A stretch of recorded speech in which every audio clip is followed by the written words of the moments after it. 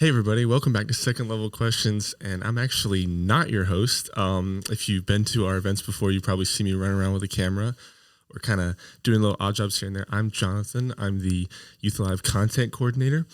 But today, Arin's conversation is with the amazing Daniel Young, and we're super excited about this one. Daniel has been to a lot of our events.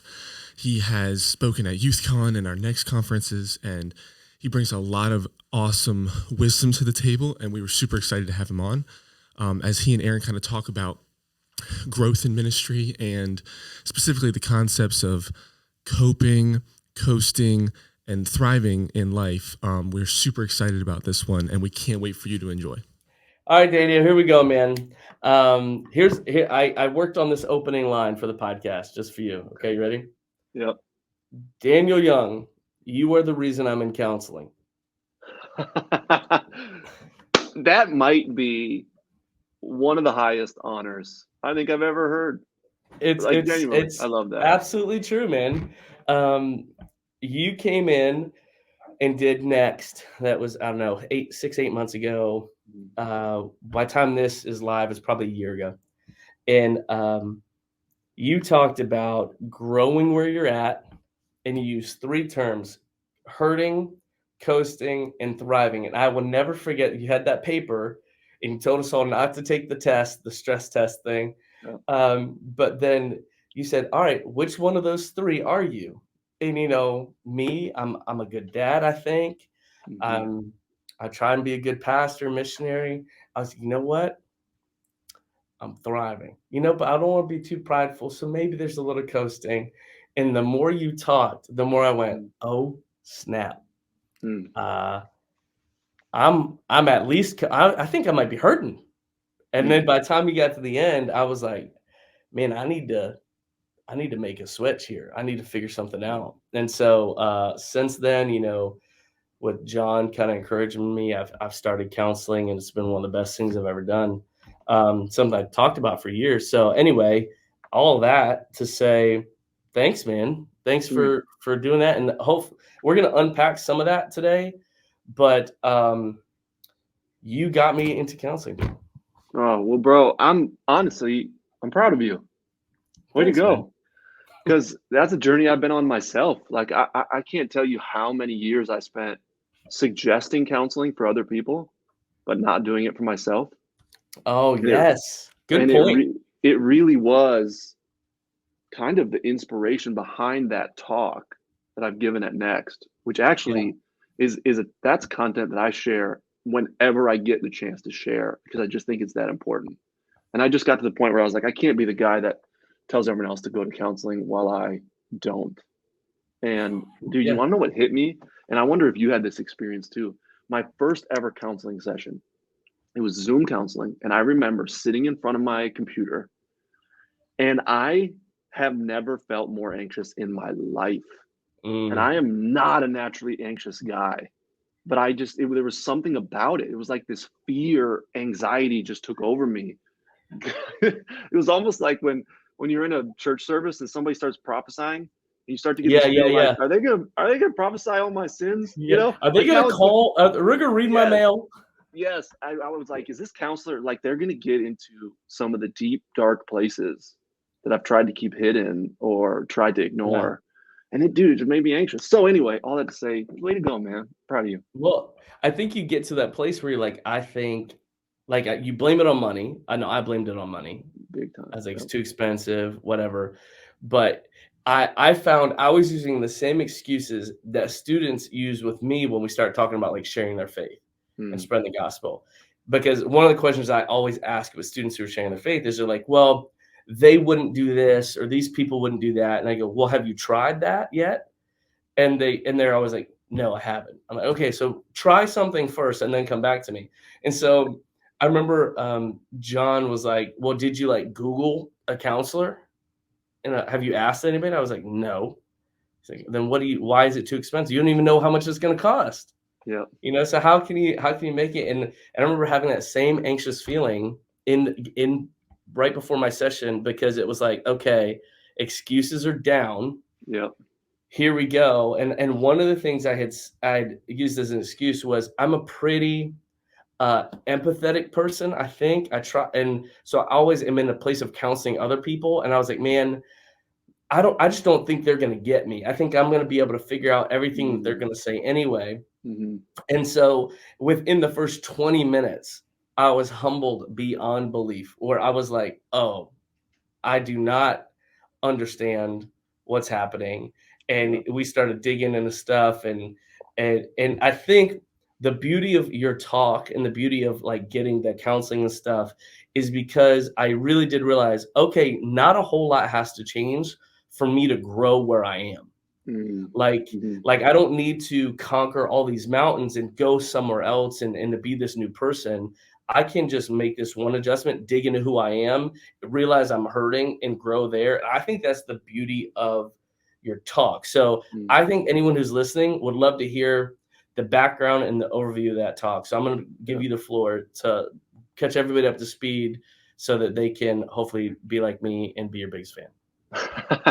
Well, thank you. Well, dude, before I get into the context of the talk, I just want to address specifically two of the challenges, the barriers that I see specific to folks who are in leadership in the church when it comes to counseling. One is financial.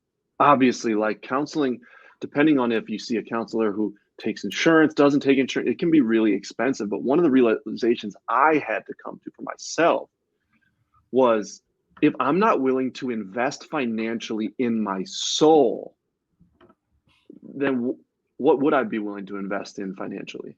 Like, why would anything take precedence over me being well, over me being okay and healthy to lead the team that I lead, to be a husband, to be a dad from a place of health? Like, what else matters more? So I just had this realization, like, if I need to cut areas of the budget to prioritize being a healthy, integrated person, that's going to be worth it. So I think that one barrier. And then that second one you mentioned is so, I just want to point out how accurate it is, because we can feel like as ministry leaders, I counsel people all the time. Yeah. Like I'm the counselor in most of the settings. And so I'm just going to counsel myself. And dude, I had the exact same realization within a couple sessions of seeing my counselor, of just like, whoa. Yeah.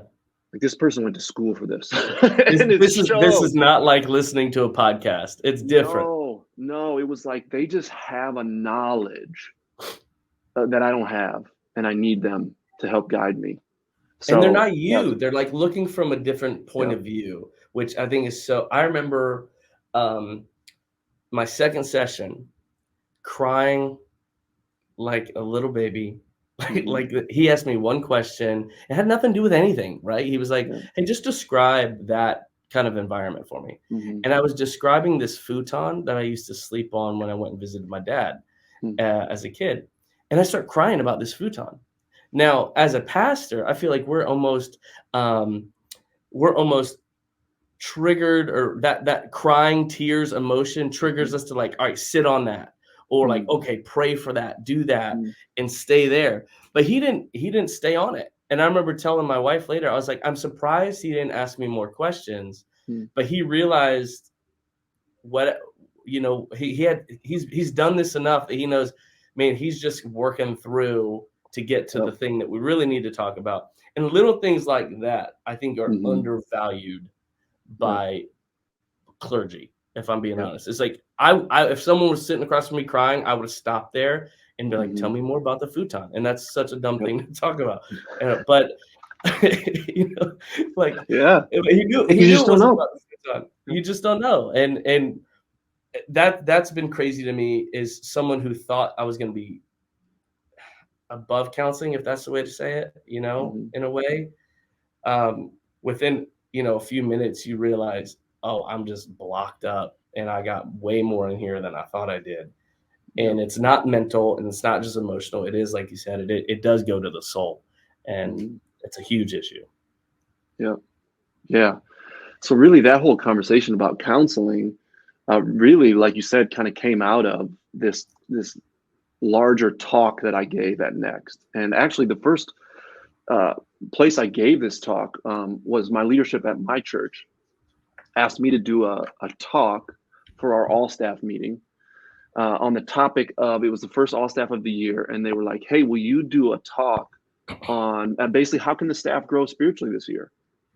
And as I sat down and started praying and thinking about, man, what am I going to share with the staff? I just could not shake this thought, specifically for me, that like, I can't shake this reality that growth has just looked different for me this last year and a half than it ever has in my life.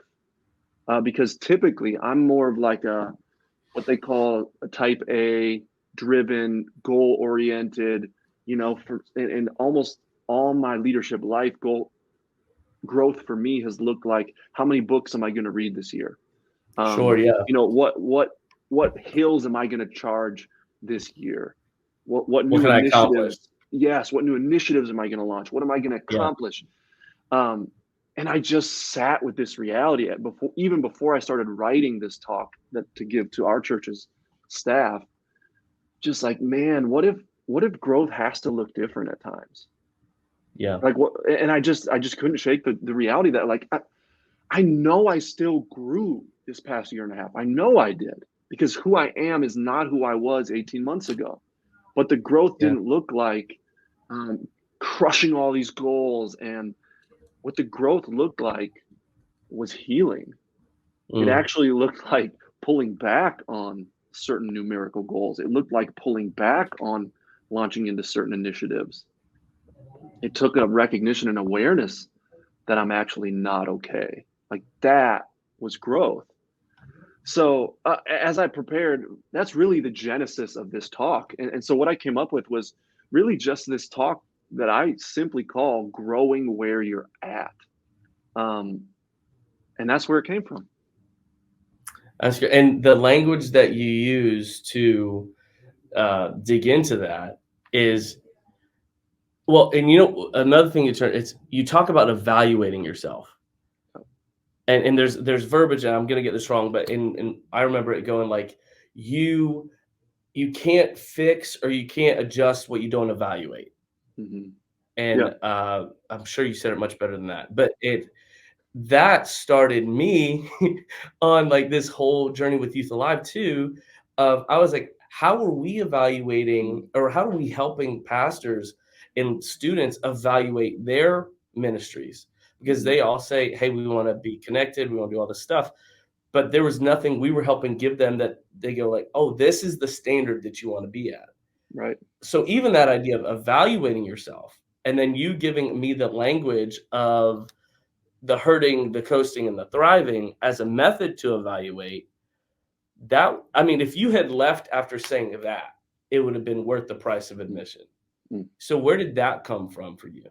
Yeah, well, here's where it came from. As I started thinking more about this concept of growing where you're at, the image that came to my mind is actually different climates and the different kinds of plant life in those climates. Because when I think of growth, I quickly thought of plants. And so I actually in the talk use this example of to try and communicate just how important it is to identify and assess where you're at, because where you're at has to inform how you grow. I invite people to think about 3 different kinds of plants, to think about a palm tree, a pine tree, and a cactus, if you remember that. And basically point out where each of those plants grows at is very different. A palm tree, is tropical or subtropical. Pine tree, can be kind of more Midwest and maybe even a broader climate. And then a cactus is in these very dry, arid desert climates. And then I make the point, if you tried to grow a palm tree like you grow a cactus, you would kill it. Yeah. And that was kind of the realization that I was coming to, was if when I'm hurting, I try to grow like I'm thriving, that will actually do damage to me, not grow me. That's good. And so that's where that came from. I started thinking about these different climates, and then I was like, well, what are kind of like the 3 main climates of our soul and our spirit and our mind? What are kind of the 3 main places we could find ourselves as people?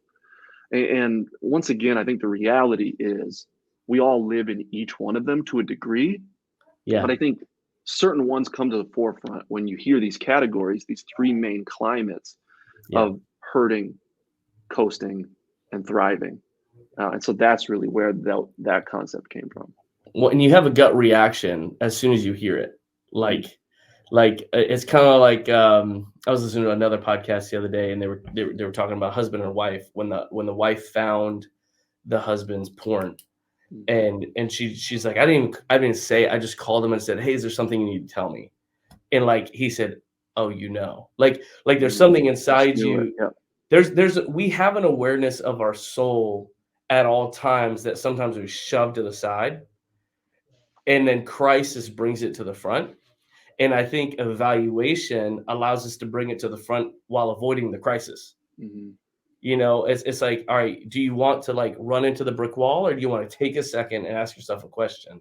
Yeah. And work through it. And so like that gut reaction when you asked it was, I think, hurting, but I logicked my way into, well, look at all the things I accomplished. Yep. And I sit in that, what you're talking about, that kind of accomplishing. And my issue with accomplishment is that the only way to get better is to add more. Right. And that's just this never ending cycle. Yep. And which is the opposite of what you've been talking about, which is kind of like, hey, where we're at with what we're doing, let's grow and let's look deeper. So I want to give you a phrase here, because this is something that I have argued with people, conversed with people, had good conversations, bad conversations around. So I want you to bring wisdom to where my mouth gets me in trouble. Okay. I'll try. I grew up where pastors would say, well, healthy things grow. And then my pop back was, well, so does cancer. Yep. So 100%. So can you dig into that with some wisdom instead of my sassiness? And because it's kind of the framework that we're talking about, is we're like, growth is good, but in the right climates, in the right way. Yep. And we've got to dig into that. Yeah. Well, first of all, I just want to say I like your sassy response. I actually think I think I agree with it, because without nuancing that statement, healthy things grow. There's just a whole reality of growth that doesn't ever get identified, and that's that unhealthy growth is a thing too. In the human body, it's cancer, and even in the plant world, there is such a thing as unhealthy growth. This is why people who really pay attention to making sure that their plants are growing, they do something called pruning. And pruning visually looks like the opposite of growth. It's a cutting back process. And so if in your mind, growth just means constantly expanding, getting bigger, you actually have a oversimplified view of growth, I would argue. And I actually think I make this statement in my talk that speaks directly to what you're getting at. And what I say is, you can't grow healthy if you don't first get healthy. And if you're expanding from a place of not being healthy, guess what kind of growth is going to happen? Unhealthy growth. And we've seen how many ministry leaders disqualified from leadership because they were leading a thing that was growing, but they were actually growing it themselves from an unhealthy place. And so manipulation and narcissism and control and bullying and sexual immorality, all these things take root in that culture because growth actually became an idol rather than, let me make sure that I am a healthy, kingdom-centered person, and that growth come from that place. So that's what I would say on the topic of growth. Well, and even that, if we keep, this podcast is called Second Level Questions. So if we dig into even the next level of that, digging into what the kingdom is for you is a tension in itself that you have to get to, because there is this, okay, am I doing this for me or am I doing this for him? And then how do I parse that out? But, I've heard you speak a handful of times now, and I think something that you do really well is you take this hard concept, but it always comes back to a simple truth. And that seems to be like a cycle of our faith is, digging into what the kingdom is does come to that idea of less of me and more of him.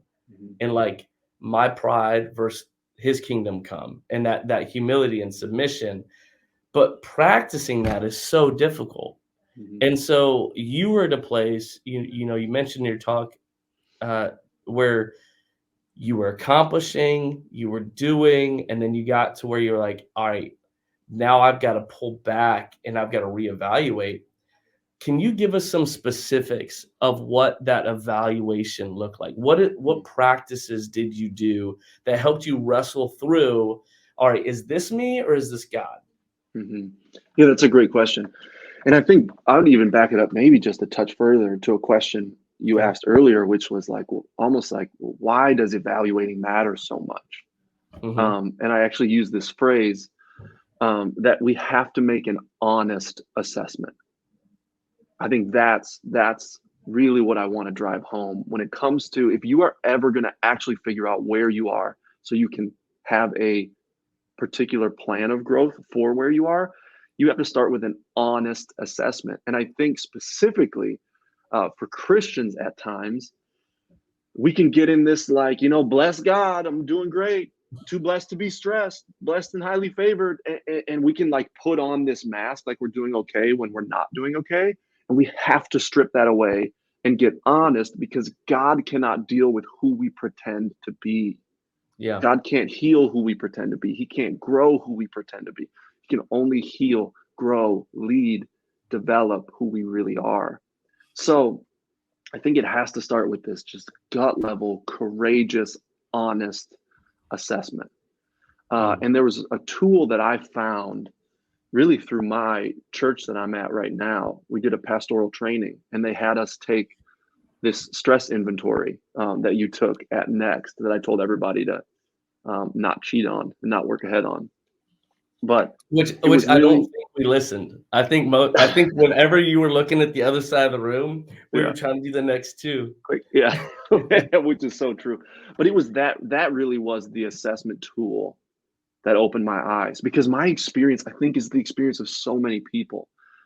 I didn't actually feel like I was doing that bad in the moment. And even you said it when you heard my talk. Instantaneously, you almost had this like gut level reaction that was like, I think I'm hurting, but then you explained it away.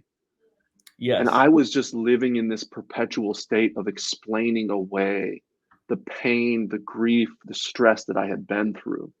And it was this assessment that actually forced me to see it in a numerical value before I truly felt the negative impact that it was having on me.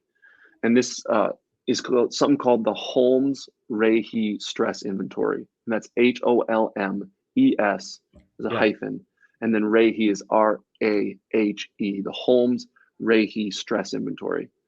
We can put it in the show notes if people get a link to it. Yeah, that would be great. Drop that in the show notes, because it's really one of the first almost like scientifically derived tools to give an objective measure of stress, because stress is such a subjective reality. Yeah. But what this does is it basically lists out a few dozen possible stressful scenarios. And then you go through and you check which one applies to you over the last 12 months. And each scenario has a numerical value attached to it. And some of them are good. That's what surprised me. Right. Like having a kid was on there. A big one, getting like, one was you're in a marriage. And I was like, well, you're married. That was like 50 points. It was a lot of points. Yeah. So it was good, because your talk, like your story was, one of like grief and, and like traditionally negative experiences.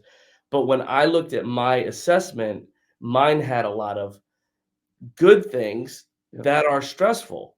And I was, like you're talking, I was explaining those away as, well, they're good things. That still doesn't mean that they're not stressful.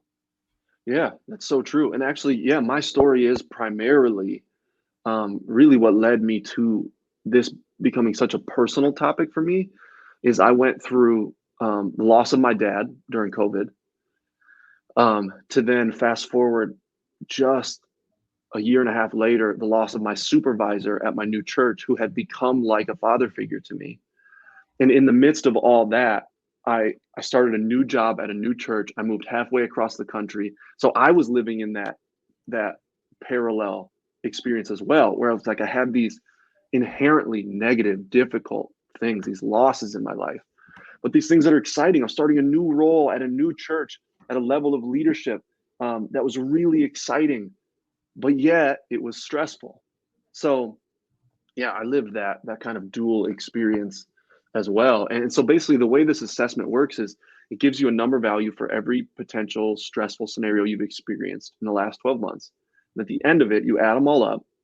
And it basically says if you scored a 150 or lower, you have less than a 50% chance of experiencing physical issues because of your stress. If you have 150 or higher, that number climbs. And then it says if you scored a 300 or more, there is an 80% chance that you are going to experience physical health problems because of your stress level. And I scored a 311 when I took it. And I just remember having this like, maybe I'm not as okay as I think I am moment. And then the next 6 months of my life showed it. You know, I had like some serious bouts with mental and emotional health issues that came as a result of what I'd been through. One thing you said too when you talked about your score, and you know, I went around the room and there's some guys scoring 350, 425s. You know, one guy I know he's had a kid. He just took over. He went from the youth pastor to lead pastor. They got a lot going on. He was off the charts, you know, and he was laughing. He was like, ha ha ha ha. And I was like, hold on, man. Like, this is what he's talking about. And then you said, I realized the little things that I said, oh, I'm just a little short with my kids, or I'm not giving my wife my absolute best. Those little things were more than little things. They were these red flags that your emotions was trying to throw up to tell you, dude, you gotta stop. But I think for a lot of people, myself included, those things become normal. And then once they're normal, they're not as bad. You know, we can ask for forgiveness and we can ask for grace for them, you know, but we end up dealing with that kind of superficial level of things. Hey, forgive me for being snippy. Well, really what we need is, hey, forgive me for the pride that hasn't dealt with the root of what's causing that snippiness, which is completely different conversation. And so if we brought that, you know, if there's someone who's listening and let's say they go and they take this assessment after listening to the podcast and their heart is tugged by what you're talking about and your experience, you know, maybe they experienced loss like you experienced. Like, what would you tell that person when they're still on the edge and they're like, well, what would be kind of your push over the edge?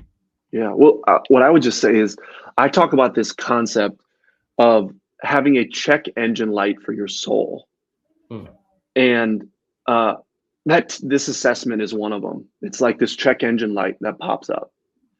And then I've talked about, I've actually had to learn to identify in myself what are behaviors when I start to notice these. Those are like check engine lights for my soul. And it is my patience level, my snippiness with my wife, my kids, the teams that I lead. And the reason I think check engine light is such a good picture of this is because there are two kinds of people, it seems, when the check engine light comes on.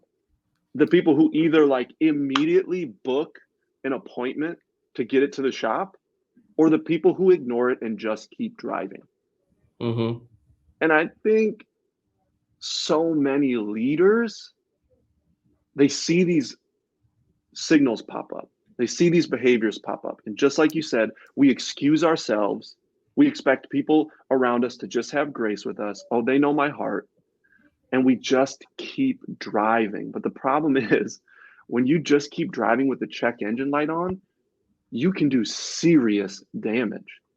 And the thing is, when you keep driving with the check engine light to your soul on, you don't just do damage to yourself, you do damage to everyone around you. You create toxic work environments, toxic home environment. And so I think we all have to pay attention to the check engine lights for our soul and refuse to just keep driving.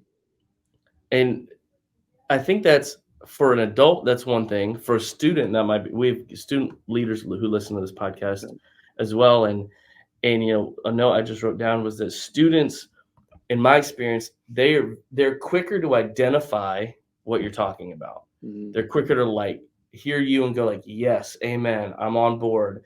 Whereas my parents, myself even, have been a little slower to adopt it.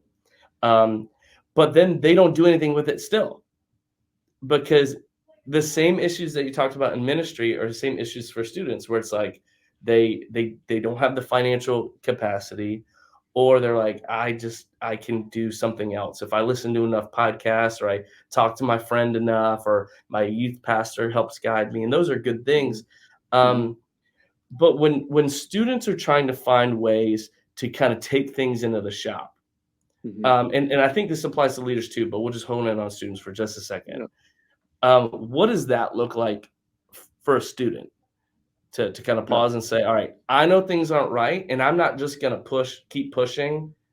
I'm going to take the time to work on it without throwing a pity party, which I think is the other end of the spectrum. So you got pushing and pity party, and then somewhere in the middle is health. Yep. Yeah. I think one of the questions that I encourage people to ask all the time is, who knows you're hurting and can help you heal? Yeah, that was so good. Yeah. Because it's okay to not be okay, but it's not okay to not be okay and not tell anyone. And I think that's the biggest encouragement I would give to students is you may not always be able to control whether you're able to go and see an actual counselor or a therapist or not, but you can control if somebody loves you and has your best interest, do they know that you're hurting? And I do love that you pointed out there's a difference between telling everybody you're hurting as a cry for attention, which is an unhealthy response to a very real problem. Everybody doesn't need to know you're hurting, but somebody does. Somebody that you can trust, who can really come alongside you. And you even named a few. Maybe it's a small group leader, a volunteer youth leader, a youth pastor, your parents, for sure. Like, who knows you're hurting and can help you heal? And I think if I can jump on that idea, the telling everybody comes from when you haven't told somebody as honest as you should have, right? Like if you've got a sin issue and they're like, how are you doing? You're like, I'm so stressed.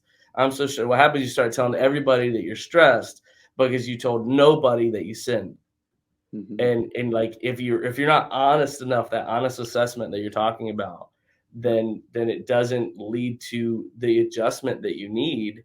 And that first step is so important because, for me, the first step was sitting down with John May and talking about what like a counselor would look like for me. And he gave me a name of a good, group and stuff.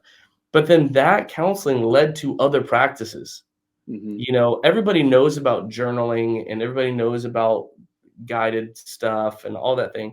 But what I found is going from A to B to C is way more healthy than trying to jump to C. Like if I just tried to journal on my own, that has not been effective ever. I don't like journaling. It's just not my thing. Other people love it. But going to counseling and then him being like, hey, why don't you think through this? And then maybe write that down. And I'm writing stuff down. And my wife's like, oh, you're journaling? I'm like, no, I'm writing things down. She's like, that's journaling. I'm like, well, now it makes sense. Yeah. So it's almost taking that first step. Don't think you've got to know all the steps that are going to be there to get you to health, but taking the first is important. I can't emphasize that enough. I love what you just said. Is this own experience you've had of like, I know I should journal. I know I should, but I still don't. Yeah. And it literally took another person just simply telling me I needed to. And then me knowing I'm going to see that person and they're going to ask me, hey, did you journal? How did journaling going? I actually just posted this on my social media recently because it's a concept I think is so important. I really believe self-motivation is overrated. And I think that we've like got this, especially as Americans, this like, I got to pull myself up by my bootstraps. I got to be self-disciplined. And I just think, no, you don't. No, you don't. So one of the concepts I talk about a lot is if there's something you need to be doing and you're still not doing it, what you are dealing with is what I call spiritual inertia. Because if you remember back to science class, or if you haven't gotten there yet, students, there's this concept in the physical world. There's a physical law called inertia. And what it says is that an object in motion stays in motion, or an object at rest tends to stay at rest unless acted on by an outside force. And when you are coasting, or you know there's something you need to do, but you just can't seem to do it, invite an outside force. Get accountability. Tell somebody, hey, I know I need to be doing this. Ask me about it. Like, you don't have to feel this burden of doing it all on your own. What you need is to overcome that spiritual inertia by inviting an outside force, another person. And this is why in the book of Hebrews, the author of Hebrews says that we should look for ways to motivate one another, because we're actually not that skilled at motivating ourselves over the long term. So spiritual inertia, I think, is a helpful concept. That's so good. And it goes against everything that I've kind of been taught as like leadership culture. And, you know, I've read so many books from everybody that's like, get up at 5 and grind. And then, you know, when you're tired, grind harder. You know, who's going to carry the boat? All that, all the David Goggins stuff that's out there. And then you add that to this concept of servant leadership. Right. I went to Southeastern. There's a big statue of Jesus washing the disciples' feet right in the middle of the, you know, the grounds. And so then you spiritualize and, dare I say, sometimes over spiritualize leadership acumen and accomplishment. And then it makes you feel terrible if you're not self-motivating and getting it done. And it becomes a negative to be the person whose feet are washed. Yep. Because I say, no, I'm supposed to be washing feet. I'm supposed to be mopping the floors. I'm supposed to be carrying the chairs. I'm supposed to be doing all this stuff. And what you're talking about is like, well, how do we help carry one another's burdens? And to where you look at your people around you and go like, hey, hand up accountability here. I need some help. And what that looks like. And I almost, for me, I feel like it's come from a good place in a bad way, if that makes sense. And that's been hard for me to work through. But I think a lot of people, I think, are still working through that. Yeah. Dude, and that brings up actually one of Jesus' disciples. I'm pretty sure it's Peter. Someone could fact check me on that. I'm pretty sure it's Peter. When Jesus starts to wash his disciples' feet, he's like, no. Yeah. Nope, won't let you do it. I'm not going to let you. And God, literally, Jesus calls him out. Get and is behind like, me. He's like, if I don't, you're not actually going to be cleansed. Like, you won't get this thing. And then Peter changes his tune. He's like, well, then you wash the whole thing, I guess. Yeah. Me first. But that response in Peter, what Jesus recognizes is it's not true humility in Peter. It's Peter's pride. Yeah. That causes him to say, I won't get my feet washed. And I put myself in that position of just like, how uncomfortable for the disciples to allow the Savior to wash their feet, but that it put them in a place of allowing someone to serve them. And that can be so uncomfortable for us as leaders. It really can. But we got to do it. Which is why I think a counselor is so important, because they have no idea who you are, usually. Yeah. Like, they don't know your context. And so I know my counselor, I just get to unload all these different pieces. You know, my wife said it really, but she goes, I realized, because she's a very personal person. She goes, my best friend knows like this part, and then you as my husband know a lot more, but kind of from here. She's like, my counselor, I kind of get to they get a whole kind of perspective of it. And so that's a little factor that makes it a big deal. So if I'm looking at, you know, the notes I'm taking, and when you're hurting, you need to ask the question, who knows you're hurting? When you're coasting, you need accountability. And then there's some good news. Like, there are seasons where we're thriving. I feel like I'm in one right now. So what do we need to do when we're thriving is my question. Yeah, the main question that you need to ask is, who can I help grow? Who can I help get to a place of thriving that's around me? And one of the things that can often paralyze us is when we're thriving, we want everybody around us to thrive. But the reality is you can't help everybody.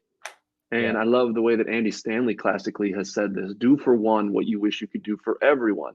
So just ask the question, like, who's the one person that God has put around you that you can invest in, that you can actually make a difference, make an impact in their life? That's true. It's Jonathan is the one on the call. He's my one. I remember you said that in the session. I looked right at him and I was like, you, because I think when you start with a one, it keeps you from that kind of overwhelming sense of needing to have to grow. Because if you can't do it with one, then stop and reevaluate, right? Mhm. Especially when I was a youth pastor, even a youth student, I was kind of good at drawing a crowd, but looking back, was I doing for the one as much as I really could have? Mhm. And I think that's a convicting moment. I did write a note that day. Sam Chan talks about you know who your friends are, not when you're hurting, but when you're happy. Mhm. So like if he tells a story of like when they paid off his mortgage, he tried to think of all his friends that he would call and celebrate with, and there was only one couple Mhm. that he knew would celebrate that they'd done this awesome thing. Everyone else would have Yeah. kind of been like, "Oh, great," or jealous or wished it was for them. Mm. Mm. And so that having that one person too, I think they're going to celebrate with you and grow from that thriving. Mhm. And I think that in itself lets the thriving last longer, Yep. because there's nothing worse than trying to celebrate a great season of your life and being Mhm. confronted with like, oh, must be nice. Have Yeah. you had any of that happen where you've been like, man, you cut my thriving season short? Yeah, well, maybe not necessarily, but I think that there is a principle there that is absolutely true. Um, but I would almost flip it Okay. for the sake of this consideration. When you're in a thriving season, yes, I think it's gonna really illuminate who cheers you on, like who's Sure. got your back. It's gonna That's illuminate true. that. Yeah. But I would encourage you to ask yourself, who are you cheering on? Like if I'm in a thriving season, I would say a goal for you is be the friend who celebrates others. Like Yeah. be the one who is like, you paid off your house. I love that. Be the one who's when other people celebrate, you clap. And I, Yeah. I think a true test of health and maturity is, can you celebrate somebody winning at something you want to win at too? Mm. Because you're doing away with the comparison trap if you get to that level. Um, I also think when you're thriving, hopefully, you're operating outside of a scarcity mindset. And what a scarcity mindset believes is that life is like a pie. Yep. So that means if you get a big slice of pie, I just got a smaller slice. And we Mm-hmm. see this in kids all the time. I have 4 kids. Okay. And dude, if one of them thinks another one got something bigger than they Oh, did, it yep. is like a royal rumble. And it makes me Yep. crazy because I'm like, you realize even if it is a pie, I could get you another one if you would Yes. just not act like such an entitled jerk. You know Yes. what I mean? But how many of us, I think when we're hurting and when we're coasting is when we slip into a scarcity mindset without even realizing it. And we start to believe, we see on social media, oh, this person's doing this thing or this person's doing that thing. I want to do that. And Yeah. somehow it means that, well, then I get a less slice of the pie. When the reality is, in the kingdom of God, God has unlimited resources. Sure. So it's like, man, I love that you got that piece of pie. I know God's got my pie coming. So I'm assuming with you saying that, then you're all about this will be a little antiquated reference here when it comes out, but like, Travis Kelsey, Taylor Swift, you're all about the love story. You're all in. We're happy for their happiness. You listen, happy for their happiness, I guess. I Happy. mean, I don't know. Everybody, it's one of the hot topics in our office all the time. And I'm like, listen, you just don't love. Be happy for their happiness. Right. Yeah, I mean, Show listen, me more, show me more smooches. I'm all about it. there's so many different angles to that I don't know. Hey, Gotta happy be for him. digging. Absolutely happy for him. You know what I think is actually a better analogy though, and once again, people are a lot real divided on T Swift. But Uh-huh. I think what you can't argue is that Taylor Swift does not have a scarcity mindset. That is When true. you read about the millions of dollars she gave to her team in bonuses, like that to me, that's a picture of what I'm talking about. If you're thriving, how can you help someone else thrive? Because a hurting and insecure person is not going to give away tens of millions of dollars to their truck drivers and their production team. They're not going to do that. They're going to hoard it all for themselves because they're going to think, well, this is my time. I got to keep it because it might go away. Yeah. Taylor didn't do that. She to me, in that story, is the picture of a thriving person. Now, once again, I know people have different views on Taylor Swift, but what you can't argue is she was extremely generous. And I think that's actually a great illustration of what I'm talking about. When you're thriving, when you are on $1 billion world tour, how can you help make a difference with other people's lives? All right. You heard it here first. We're going to put it on a t-shirt for Daniel. He wants to be like Taylor Swift. We'll sell him at YouthCon, and everybody can celebrate. Listen, this has been like these concepts have been part of them have been things that I've thought about for years and have not had language for. Part of it has been stuff that you've revealed, and I have just been chewing on for months. And like, I've already talked about how it's affected my family personally. So I just want to thank you for doing that and for communicating that. I hope anyone listening to the podcast today, they can listen to it twice, dig into it, take notes, check out the assessment, find a help counselor, all that kind of stuff, because this is so good because, like you said, it's growing where you are. You don't have to accomplish a new thing. Huge. So I just want to give you the floor for, when we're in-house, we look at the camera and we talk straight to it. For you, we're going to put it right on your face and give you just like a minute or two to kind of share any last closing thought that you want to give people as we walk out here. Yeah, I think one of the things that I just want to speak to is, as Christians, one of the things we can struggle with when it comes to talking about our own growth or our own soul or healing, growing, developing, is this idea that, well, it shouldn't be about me. I shouldn't be focused on myself. But here's what I would just encourage you with, is this reality. You cannot give away something you don't have. So if you do not have health, you can't help other people get healthy. I mean, think about it. Even if you wanted to be generous with your money and you had $0, how much could you give to somebody in need? You couldn't. So we can't be emotionally, mentally, and spiritually bankrupt. We can't be just driving ourselves to a breaking point and then think that we are going to be able to be used by God to bring health and life to the world around us. Your soul, spirit, emotions, mental health, they matter. They matter to you, but they matter because God has a call for you to make an impact on more than just you. And you can't give away something you don't have. That's so good, man. Well, guys, I know this has been impactful for me. I hope it's been impactful for you. So to close out, I'm going to switch it up. Actually, we're do what we always do. And we ask the guest to pray us out. So would you mind praying specifically for whoever's listening? And then I'll give us our outro and we'll call it cut. Yeah. Well, Jesus, we do take time to acknowledge that it is all about you. Even this conversation about growing, healing, moving forward, it's not for our own selfish purposes. It's to accomplish the mission, Jesus, that you've given us, to seek and save the lost in partnership with you.